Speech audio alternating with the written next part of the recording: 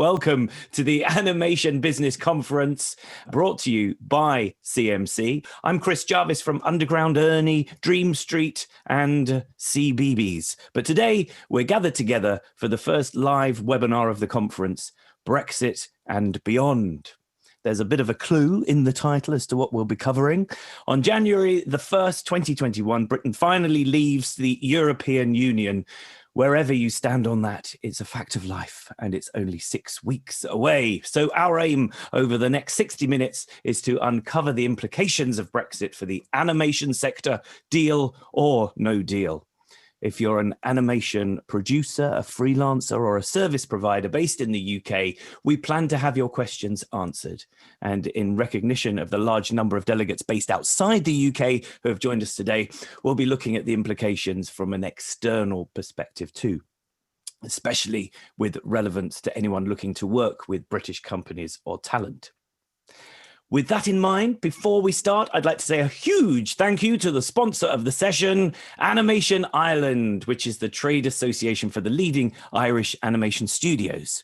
The Irish animation industry is a central component of Ireland's digital and creative economy. Ireland has one of the best tax credits in Europe, with up to 32% tax credit available on eligible Irish expenditure, and Irish studios and producers look forward to continued cooperation with our UK colleagues post-Brexit and beyond. Now, there's a great video in the CMC 2020 Focus On series, which profiles the Irish animation industry, and you can find that on the CMC YouTube channel, along with all the video from last summer's conference. There's a link in the chat now to Focus on Ireland. Thank you very much. We'll post information in the chat as we go along, because you can copy and paste that from there. Please don't use the chat if you want to ask questions during the session. Instead, post your questions using the Q&A button as usual. We can see them as they come in, and we'll do our best to get through as many of them as possible, and we'll get them answered by our panel of experts. Well, let's meet them. Here is our esteemed panel of experts. We have Anna Mansi, who is Head of Certification at the British Film Institute. Lisa Logan, who is partner at the legal firm Simpkins. Phil Debris, who is CEO at Jellyfish Pictures, and Jerry Sheeran, who's Managing Director of Cartoon Saloon. Moses Nachai, who is a partner at the accountancy company Safri Champness. Thank you very much, guys. Thank you for joining us. I'll be asking Anna about the impact of Brexit on the cultural tests for tax relief and about co-pro treaties. Phil, about how the ending of freedom of movement will impact on hiring staff. And Jerry about how he'll now co-produce with a UK studio. I'll be asking Moses about what we should be aware of in the world of tax. And Lisa will be casting her legal eyes over employment law and IP regulation in our brave new world. And that's just for starters. So as mentioned earlier, please don't forget to put your questions here on the Q&A button as this session progresses. Anna, when looking, hello, by the way, hello, Anna. When looking at cultural tests and co-pro treaties, what do you think the biggest impact of Brexit will be on the animation sector? And what are the key areas we need to have sorted by the 31st of December, 2020? And that's with and without a deal. So, morning, everyone. Thank you for having me. First of all, I think we hoped we would have a better, we know where we were by now. Even 2 weeks ago when I spoke to Tim, I thought we would be in a better position. Deal or no deal, we know the UK government's committed to the creative sector tax relief. And we've done our Green Business Report published last year, and the government understands the vital importance of them to the economy, jobs and skill set across the UK. So there's no, our creative sector tax reliefs, particularly for animation, are going to stay.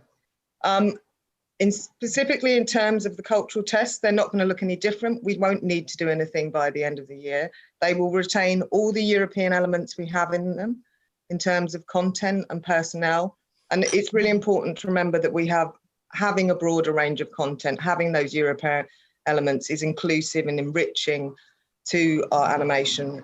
We welcome continuing to have partnerships with Europe across the screen sectors, especially as animation easily crosses borders as well.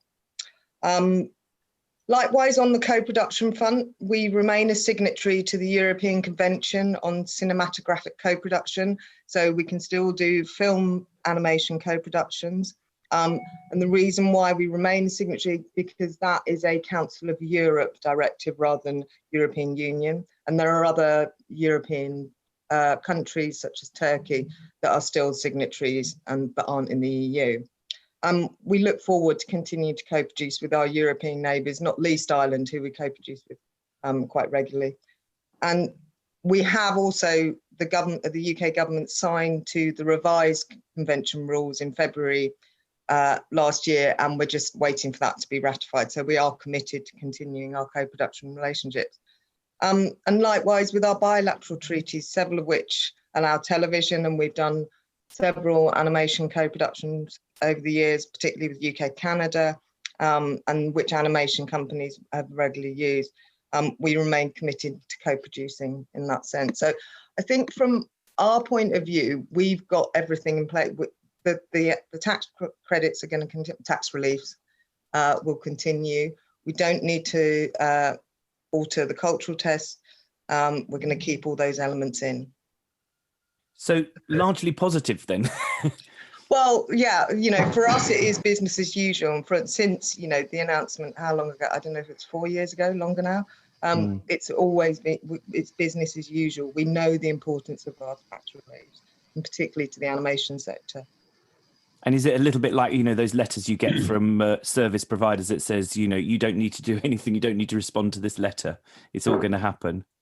Yeah, in essence, yes. Great. We're continuing, and you know, over the last 9 months, are we now 8 months with the pandemic, it's been so heartening to see that the animation sector particularly has been able to continue in so positively. They have that, it's much more easier for them to work remotely.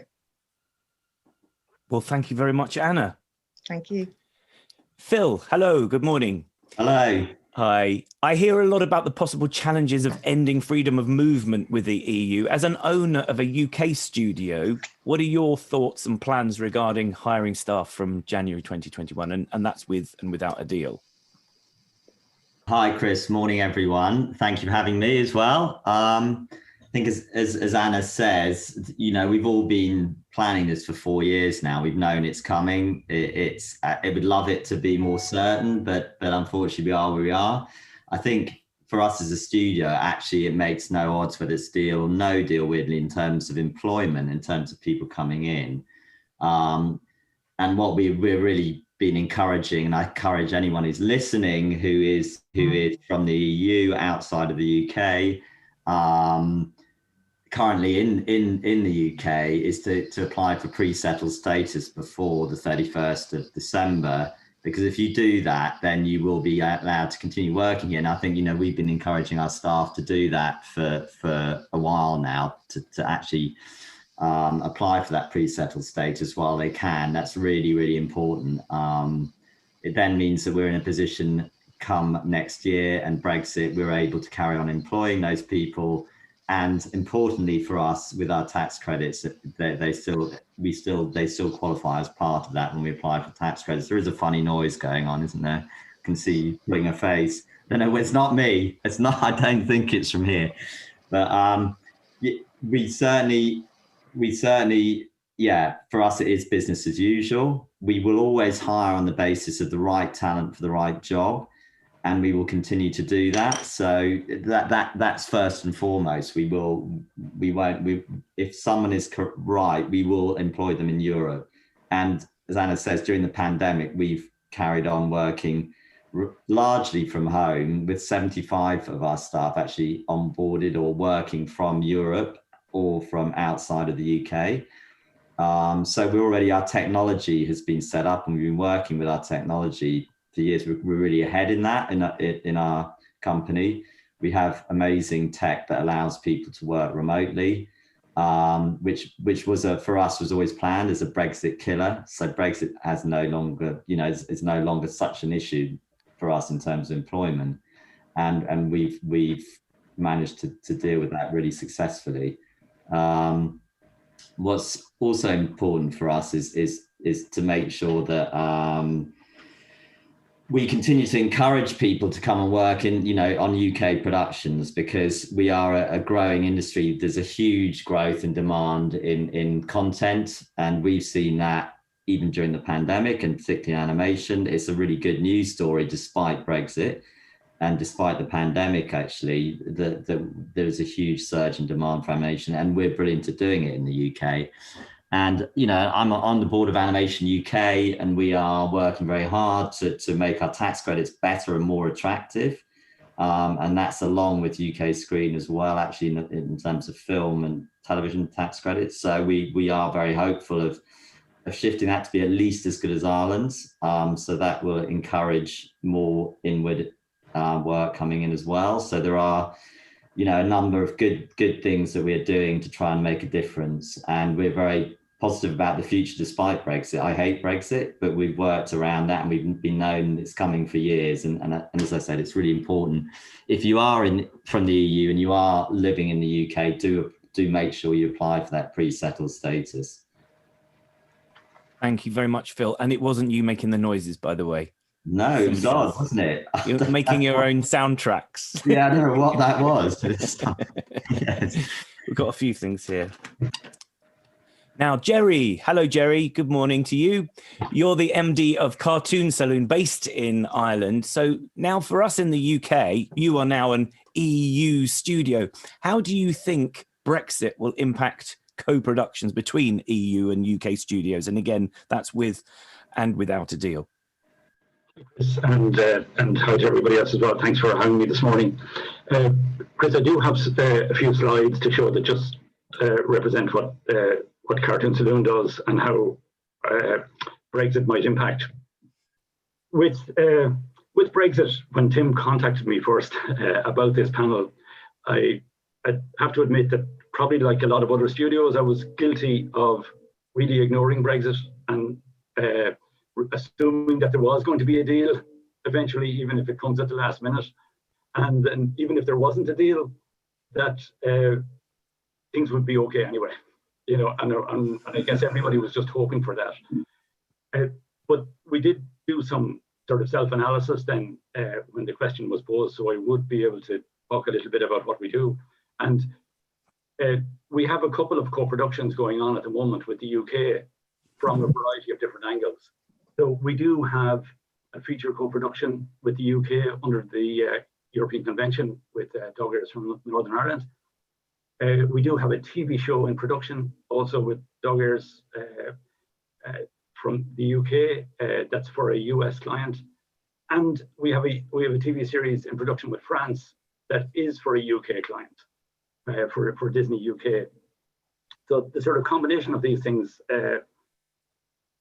were really practical questions that we could ask our advisors. And we did pose a couple of questions to our advisors and the national agencies here to say, what would be the impact? And really, more or less, the impact we got was not any. As Anna said, the European Convention for Co-production will continue because it's a Council of Europe thing, which is a bit technical and hard to understand how you can be in and out, but there you go. And with the TV, co-producing for TV, there's no treaty between Ireland and the UK, and there's no impact on having that for the final client for that in the US, even though for those co-productions, the lead co-production company in those two cases is a UK company. So a UK SPV is the company, and that's so really we've been told from that point of view, not really any impact. And it seems, at least in discussion, that the main thing that people are concerned about from the point of view is really the movement of physical goods and the potential that cross-border traffic is going to get delayed at point of entry with physical goods moving. And so in our business, that's really not a problem for us, either selling into the UK or producing for a UK company that's selling out of the UK internationally. So again, we don't see any impact there. And we were concerned then on, as a final point, about what it's going to mean for staff. I mean, this is, and Phil was pointing this out, this is really a key and important area because we're all recruiting internationally, crews for animation in particular. And we were wondering what the recruitment panels and the recruitment stands at Annecy might be like. Are we going to have, the big one, the big stand for big entrance for EU people and a smaller sort of table for the UK? What would that mean? And clearly it is an issue in the case of not au fait with the particular arrangements between the movement of people between the UK and the EU. But in Ireland, as between Ireland and the UK, we really have a set of special circumstances because we have this common travel area agreement that predated England and Ireland joining the EU, and that comes back into effect after the UK leaves. So that allows people from Ireland or from the UK in a reciprocal arrangement to live, travel, work, or study in the UK. So there is from an Irish UK point of view, there's a two-way travel there. So we can actively at Annecy and wherever else recruit people from the UK to come and work in Ireland without any need for any visa or residency permitting or anything like that. I hope I'm correct now, but I'm sure the lawyers will tell me if I'm not. And then it's doubly so between Ireland and Northern Ireland, obviously because of the Northern Ireland Agreement. So I would say that uniquely, maybe from a European perspective, the relationship between Ireland and the UK is one where there's going to be no restriction on for recruitment and travel and crew and staffing. And maybe we'll be in a better position to be more actively cooperating and co-producing together and be able to recruit. Phil, I hope you don't have your eyes on Ireland now for recruiting over here, but that we will be actively recruiting from the UK, and we do have people on our staff from the UK, and we'll continue to do that. And also there's no restriction on UK companies recruiting from Ireland. And that's more or less our analysis of everything. So very positive then. Thank you very much, Jerry. Yeah. Thank you. Thank you. Now on to Moses. Hello, good morning, Moses. Hi. Morning. How you doing? Good morning. From a tax perspective, is it business as usual too? Are there opportunities, areas that we should be aware of, deal or no deal? In the most part, it is business as usual from most tax perspectives. And I think Jerry has sort of highlighted a couple of the sort of practical on the ground experiences that companies outside of the UK who are trading with the UK are finding. But it's good to be aware of what may or may not arise going forward. So a lot of which is not yet set in stone. When you think of taxes, there's a bunch of different taxes you could think of. There's the obvious ones, which are direct taxes, which are your company taxes that you pay in the UK, etc. None of that is affected by Brexit. That's all directly linked to UK legislation, and the tax credit is included in that, which I'll touch on in a bit. I'd say the main tax to be mindful of is VAT, which I would imagine a number of your attendees would be aware of, and that's purely from a practical standpoint that there will be fundamental changes to how VAT and customs reporting is required from the 1st of January, simply because we are leaving the customs systems of the EU. So from a practical perspective, that it's going to be different. How different is still subject to how negotiations end up. But it is something that we need to be mindful of.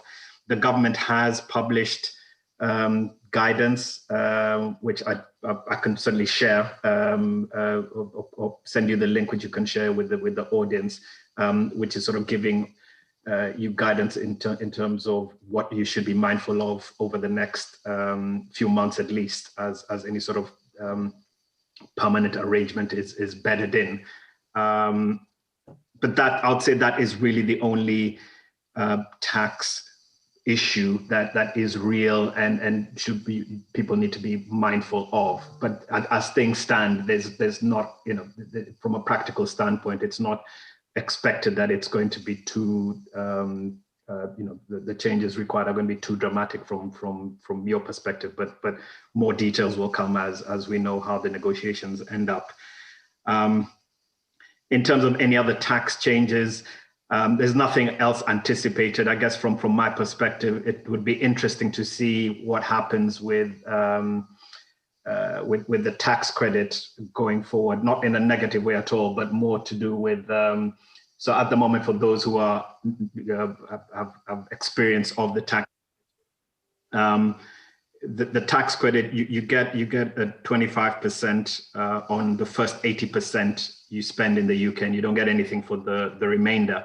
And that 80% cap is a sort of a state aid imposed cap. Now, depending on where the negotiations on state aid end up, if we ended up in a position where that cap could be lifted, I think that would be a great thing. So the UK businesses who are doing all of their work in the UK would get, you know, they'd get the 25% tax credit on the full budget that they spend on, as opposed to just on the first 80. The first 80 is still great because it does give you an opportunity to work with other partners like Ireland, like Canada, and other jurisdictions, and that may well add to the richness of the bottom line or for the cost line. But in terms of providing most flexibility, if in a world where that cap wasn't there, you could still partner with those other jurisdictions and get the benefit of talent and the incentives in those jurisdictions. But for those who it's not practical to, or for any other reason, you would still get an equivalent benefit by doing all of your work in the UK. But that's my own sort of personal wish list, but you know, we'll see. Thank you very much, Moses. So do you think the current situation is quite good? You know, what's planned and where we're at is good? As good as it can be. I mean, as I said, there's you know, we are leaving a union that has, you know, everyone has kind of probably on this call has been working within throughout their entire work life. So there's going to be some disruption. And I would say that it's probably at this stage being managed as best as it can be. You know, acknowledging that there've been other distractions over the last 6 months. But I would say that it's going as smoothly as it can be, touch wood. Thank you very much, Moses. Thank you. If you have a question for any of our panelists, please use the Q&A button at the bottom of the screen as usual, not anywhere else. The Q&A here on Zoom would be great. Thank you very much, Moses. Now on to Lisa. From a legal perspective, what are the implications for IP owners? Again, deal or no deal? Good morning, Lisa. Good morning, everybody. I hope everybody's well in the pandemic, and I've missed seeing everybody in person. So yeah, delighted to talk about the legal aspects, touching on intellectual property with Brexit, and I'll also discuss some immigration and employment areas. So first of all, on rights, copyright and intellectual property, as a positive, lots of things actually won't change, whether we have a sort of no-deal Brexit or indeed if there is a more detailed withdrawal agreement. From a sort of rights perspective, if indies are doing co-productions, the copyright side of things actually isn't changing. So there's nothing to worry about regarding what rights you might own in your animation series, nor actually on the creation of those rights, whether it's created by UK individuals and companies, or in fact whether in a co-production is created outside of the UK. So from a rights perspective, I would say don't worry, there's nothing you need to do. What comes up quite a lot is European works, which is very important. So, for example, if you're doing a deal where you need, well, if you're selling, your distributor often needs to make sure that your animation series is a European work, because a French, a German, Italian broadcaster that's buying it has certain quotas where they need to, in their broadcast schedule, to have a certain number of European works.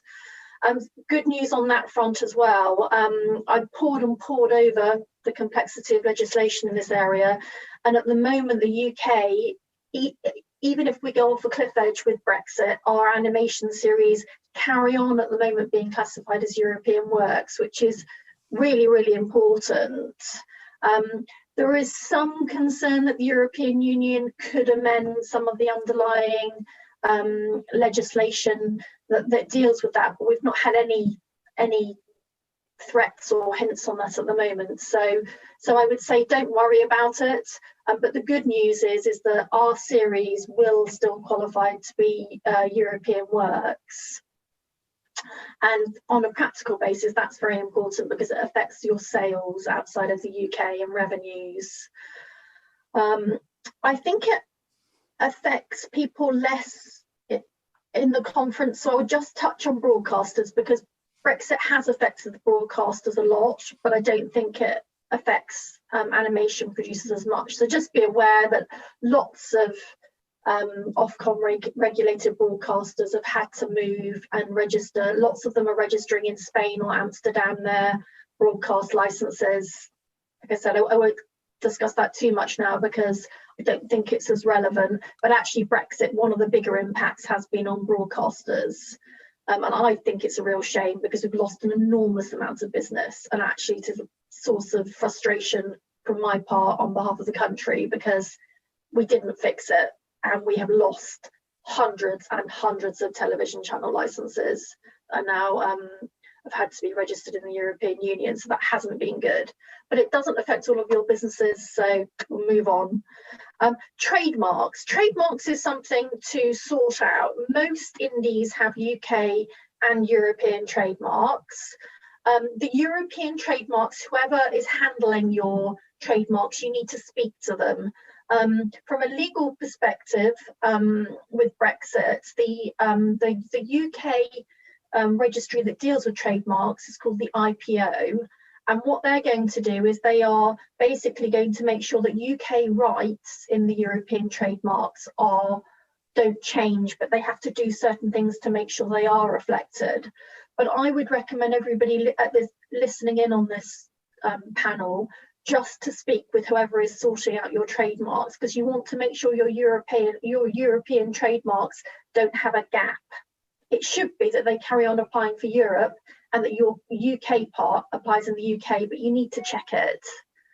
You need to, going forwards with new series, make sure that you've got your UK rights covered separately from whatever your European mark might be covering. So that will change going forwards.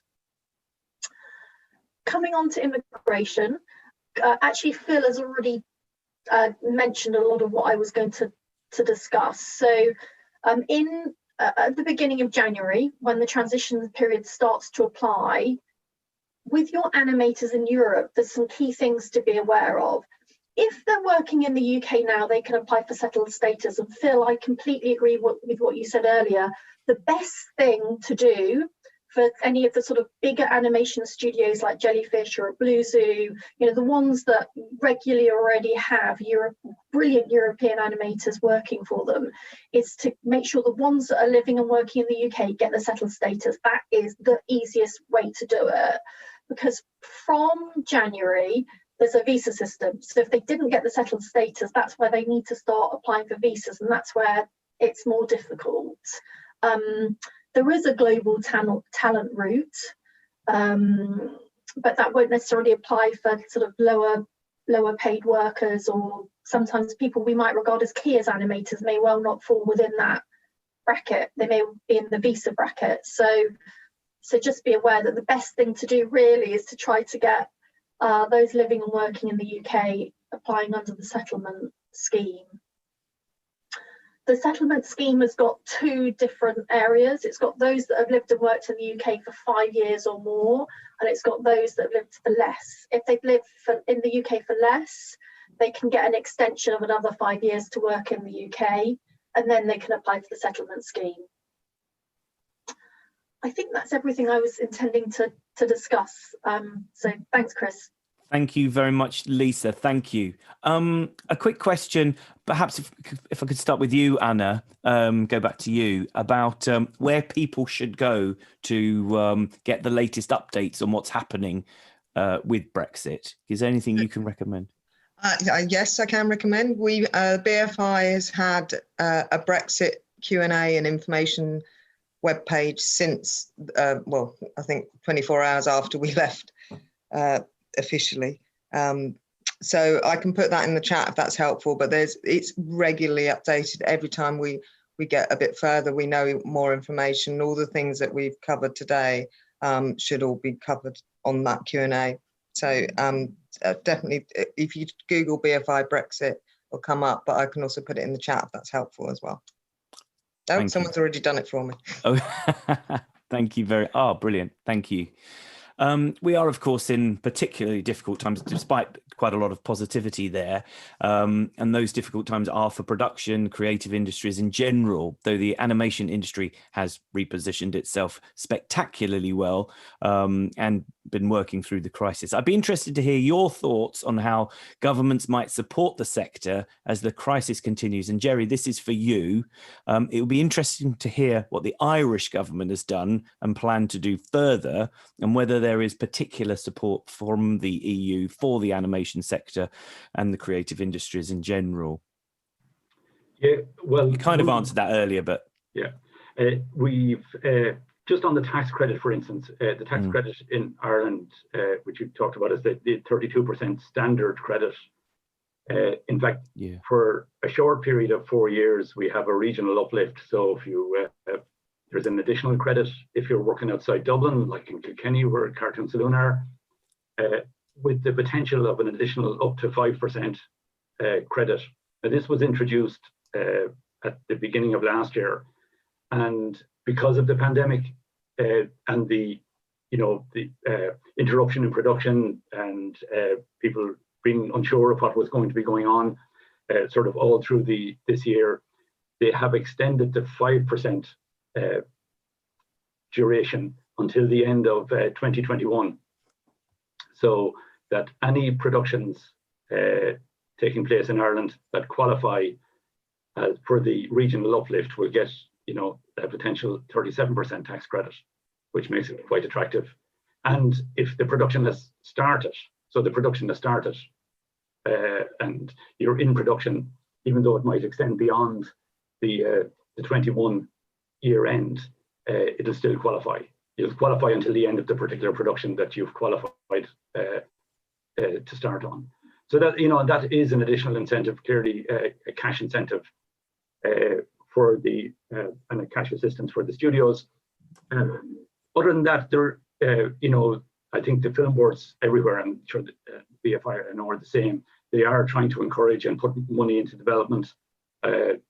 I mean, we're looking with envy at some of the development funds being and the amounts of those that are available in the UK. We have much smaller development funds in Ireland, and our Screen Ireland introduced new ones. And unfortunately, from a European perspective, we're right at the tail end of the current media programme, with a new media programme to start in the 1st of January. And typically, as is the case with European programmes, they're never ready when they're supposed to be ready. And we'll probably go through all of next year without knowing what the new programme for the new Creative Europe media programme, for support that supports both production and development in a big way, and of course supports the cartoon movie and the cartoon forum as some of the primary pitching venues for getting series and feature films off the ground on a European co-production basis. We don't know what those programs are going to bring forward, but hopefully they will bring forward additional funding. Brilliant. Thank you very much, Jerry. Just going around the panel, perhaps going back to Phil, where do you think the UK animation sector will be by the end of 2021 and the international animation business prospects? What do you think they'll be? Well, as I said earlier, I think I'm very well from where we're sitting, very optimistic. I think that the clear tailwinds for us at the moment are this massive surge in content demand, and that is universal. And we're really well placed because we have a lot of existing talent here. Fantastic talent. We've got the base, and as I said, with us in particular, I can speak from a jellyfish perspective. We've put in this technology that allows us to engage globally, which allows us to engage with talent wherever it is. And it was, as I said, a way around Brexit for us, and it's working fantastically. Pandemic, came along and it happened to really favor us during the pandemic, because we don't have to, we use technology that allows people not to have to move computers to their homes. They're working back from a tier 1 data center in the UK. So all the computers are there. So wherever they are globally, they can work within our system. So for us personally, we're seeing a really big demand for work, and animation is the top of the agenda for you to take Netflix, Disney Plus, Apple, Universal. They're all, the Ted Sanderos, the head of Netflix, I think everyone knows, has said like their ambition is to go from 6 to 8 feature films a year. No studio's ever done that. Animated features, to be making that. They have more than 80 episodic animations in production or about to be produced. And that's just Netflix. Across the board, there is a huge surge in demand for animation. So it's a very buoyant position, really. And I expect by the end of 21, with content back up and running fully, that's only just going to continue right into the next 2 or 3 years. So I think that's a very positive, despite Brexit has nothing really to do with that. I think. Okay. We will continue very much as usual. And we're also, as I said, working hard to improve the UK's tax credit. And we can engage with talent wherever it is. We're not bound by Brexit in that way. And looking even further forward, say 5 years, still all fabulous, do you think? Yeah, I think all the surveys that have been done, there's no reason why the way that people consume content is going to change. There's no reason why that's going to become less. There may be less platforms and bigger platforms, but that's already playing out. You have a few main players right now, but they will. The thing about animation, we know it has huge legacy, and it draws subscribers to the platforms, because the kids are the ones who say to their parents, I want to be watching a series of whatever it is. I'm not going to name any names. And they insist that they maintain that subscription, and they'll watch the same animation. They'll watch over and over again. It doesn't really age as much as live action does. So it's got tremendous legacy and appeal and value to those OTTs and SVODs who realize that this is become a really valuable thing. And also we're seeing a change in the way that animation is made. It's not just, we're not talking about the lower end, sort of more budget, episodic for small kids at one end, and then feature animation, very high end feature animation with massive budgets at the other. It's getting, there's much more animation going on in that middle space, and it's condensing much more. So you see different types of animation. There's not necessarily the standard formats. So they're 52 times 11 at one end, and then an 80-minute feature at the other end. There's loads more in between, and budgets are reflecting that as well. So Netflix will pay a higher amount for a special, for example, or for a mini series in animation. Now there's a Roald Dahl type special, and so I think the landscape's changing, and it's just getting more and more. Thank you very much, Phil. Thank you. A question perhaps for Lisa. What are the implications for distributed working with workers in lots of different countries for qualification for UK tax incentives or anyone else's tax incentives? Actually, thankfully, before the panel started, I know that Anna was very kindly touching on this with Moses, and in fact, Phil asked the same question. The example we were using was, for example, if you have riggers in Barcelona, but then that work would then end up being incorporated and worked on, so consumed in the UK, I think I understand is the point here. It's to do with the used and consumed, I think, which actually, not that I'm passing the ball, but is when I reach that level of will it count for the UK animation tax credit or not, I then often pull in the accountant because they're really good on will it or not, or Anna. So do you mind if I just ask Anna and Moses to explain? Yes, please. Sure. Sorry. I'm going to let Moses answer it. No worries. The short answer is it won't make any difference. So from certainly from a tax incentive perspective, the tax credit and how you calculate it is nationality blind. It's very much so. It's not about the who is doing the work. It's about where the work is being used or consumed.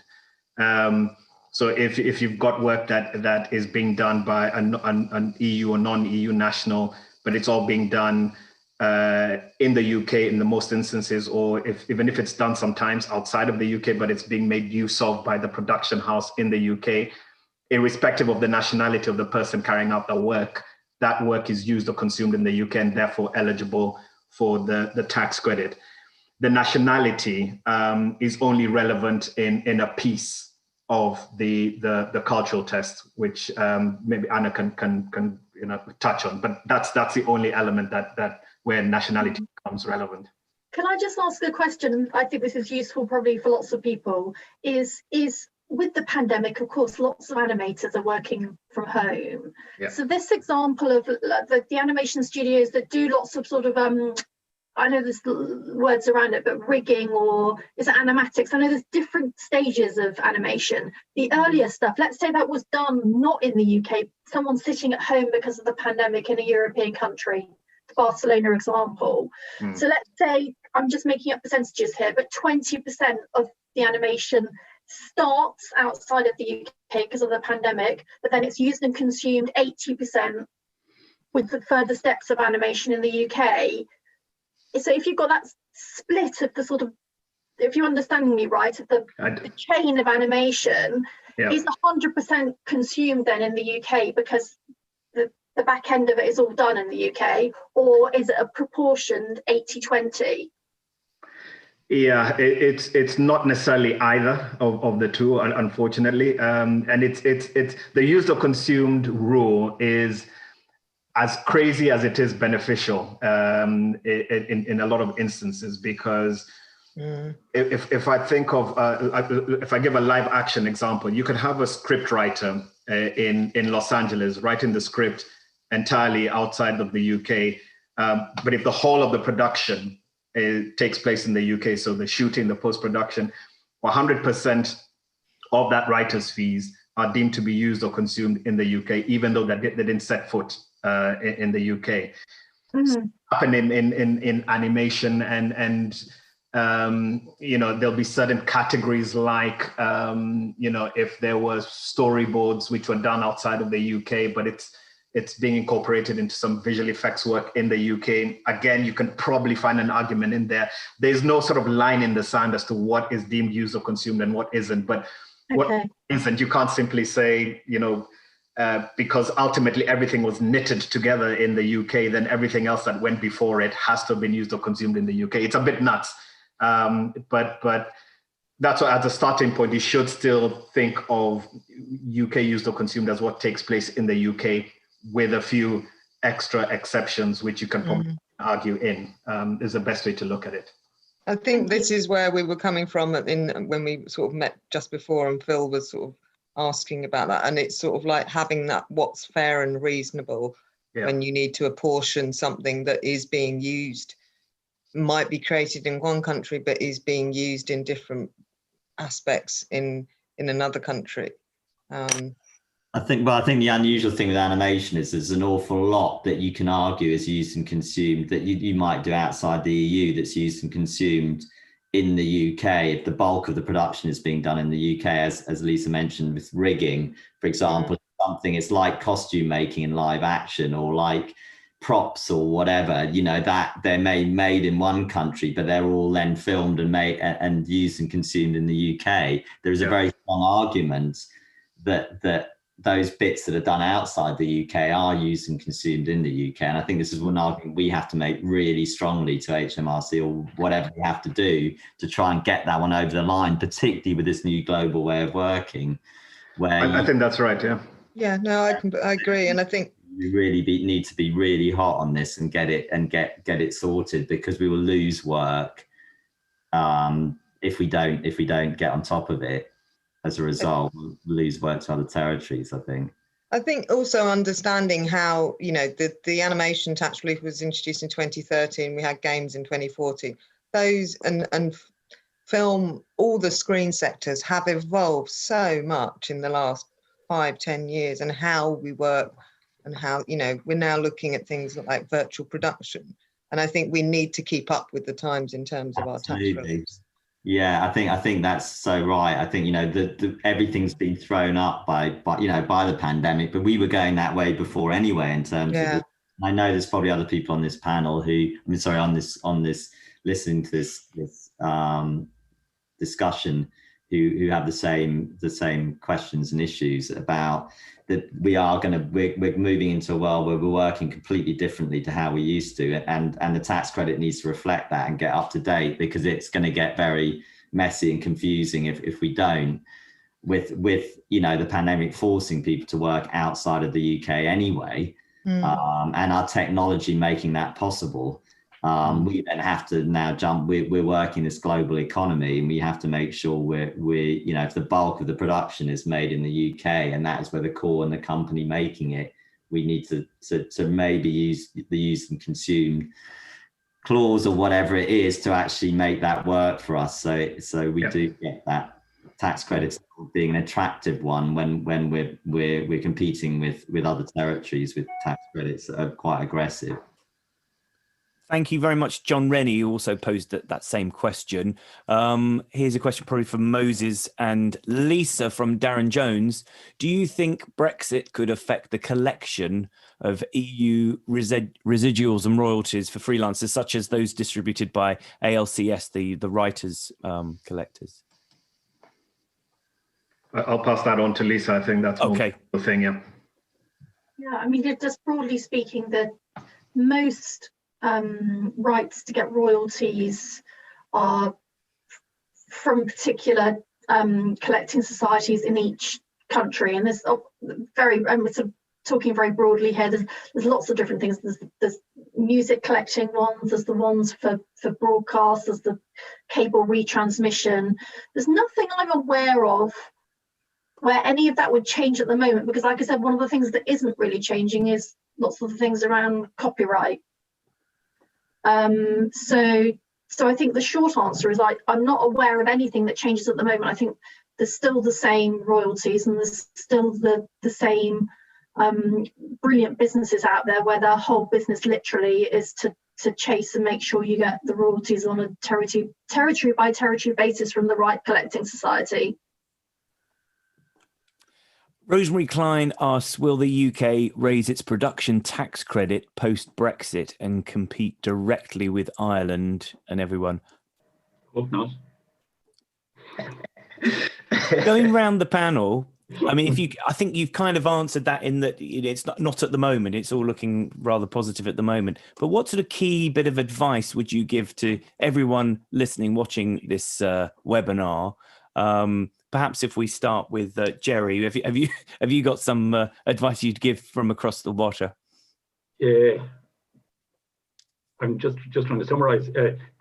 I'm just back on the tax credit. The tax credit works quite differently in Ireland. I think the basis for it. So some of those things that you were talking about don't apply from an Irish point of view. I think that the advice is, watch what's going on. From the BFI and to keep up with. Hopefully, we'll see some agreement, and if not, we hope that the things that we talked about earlier on will just continue to be the same, and we won't see any adverse effects. And I guess, Anna, your advice would be, as you said earlier, to keep a lookout at the BFI Q&A stream. Yeah, no, I mean, I think obviously I work on behalf of the government. I think as Phil mentioned at the beginning, the trade bodies will always look to find incentives and improve anywhere. And, and this goes back to the used to consumer question about HMRC understanding how the animation sector works. So I think I defer to Phil on that one. Yeah, well, sorry, but in terms of, but we are working very hard to make to lobby to make the government understand where we need to be positioned internationally to be very competitive. And I think, there are hopeful signs. We'll see what happens in March's budget. So fingers crossed, watch this space, because we are hopeful of that tax credit being really even better than it already is. And it's great, the UK tax credit at the moment. It's very, easy to administer compared to a lot of other territories. It works really well. It just is things we need to look at around the feature, having a specific feature animation tax credit, rather than feature animation being lumped in with feature film. Already doing that.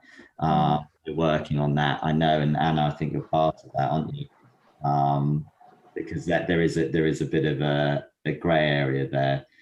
But I think for people listening, I think the biggest thing is to do the pre-settled status if you're from the EU, to make sure your staff are doing that and applying, and they're very aware of it, because they don't have to, as long as they're resident in the UK before the end of this year, they're able to apply for that, and then they'll as long as they stay in the UK post 2020 and into next year, we won't then have to apply for visas, and then visas are going to be at least £2,000 to £3,000 for a company, and that's it's doable and it's fine. We'll do that to get the right talent, but we'll use our technology to have them work from home wherever they are.